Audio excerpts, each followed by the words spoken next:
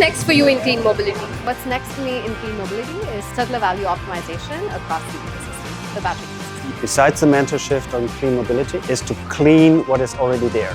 Post-carbon capture is the one. The innovations that are taking place for the localization of the components. What's next in mobility for me? I think it's probably going to be AI, IoT and a multimodal integration of different kinds of technologies that are coming up in the mobility space. I think we should look at reimagining industries ground up.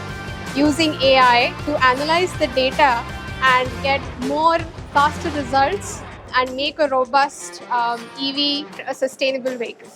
Biggest thing in clean energy is hydrogen. Solar and the solar energy. Seamless integration and customer delight. Particularly in the Indian perspective, I would like to see the standardization. Rural electrification and taking the electric vehicles to rural part of India and around the world.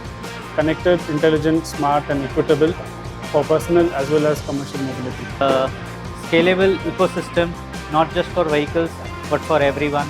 And personally, I feel co-creation through collaboration is the mantra to go forward in this industry. And I'm sure that's valid for sustainability as well.